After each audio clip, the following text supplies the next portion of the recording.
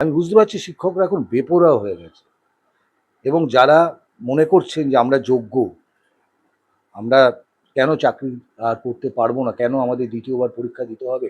অবশ্যই এটা তাদের হকের প্রশ্ন।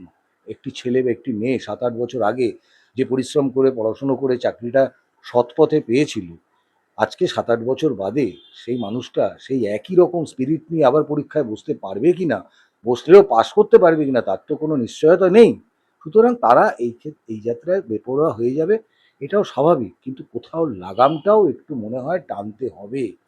কারণ শিক্ষকদের প্রতি যে সহানুভূতিটা মানুষের আছে, সেটার থেকে যেন তারা বঞ্চিত না হয় কোনো সময়। এমন কিছু তারা না করে তাদের আন্দোলনটা, এবং তাদের আন্দোলনের রাশ তাদের হাতেই রাখতে হবে। তাদেরকেই আলোচনায় বসতে হবে, তাদেরকেই বিবেচনা বোধ করতে হবে। কোনো বাইরের শক্তি, কোনো বাইরের কোনো আ আ মানে কি বলবো, কোনো বাইরের দ্বারা পরিচালিত যেন তারা না হয়, তাদের সমস্যাটা যেন তারাই নিয়ে লড়াইটা করে। এবার নাগরিক সমাজ তারা তাদের মতন করে নামতেই পারে আন্দোলনে, শিক্ষকদের পাশে থাকতেই পারে। কিন্তু তার মানে এই না যে শিক্ষকদের আন্দোলনটা তারা পরিচালনা করবে।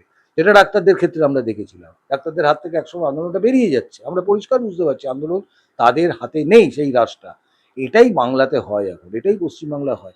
না হলে আমি কখনোই মনে করি না যে ভেতরে যে কর্মচারীরা আছে, আমি সরকারি চাকরি করতাম, ওই বিল্ডিংটার পাশের বিল্ডিং আমিও চাকরি করে এসেছি। আজকে যদি আমাকে পাঁচিল টপকে বাড়ি ফিরতে হয় রাত্রিবেলা, সন্ধ্যেবেলা, এটা তো ঠিক না। এটা কখনোই ঠিক না। এই কর্মচারীরা কি দোষ করেছে? তাদের কি সমস্যা? তারা তো কোনো ব্যাঘাত ঘটায়নি চাকরিতে। তাদেরকে এই নিদারুণ যন্ত্রণার মধ্যে পড়তে হবে কেন? তারা অফিস যেতে পারবে না, অফিস থেকে বেরোতে পারবে না। এটা তো হতে পারে না।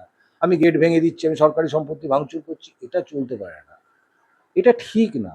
কিন্তু আন্দোলন তারা করতেই পারে।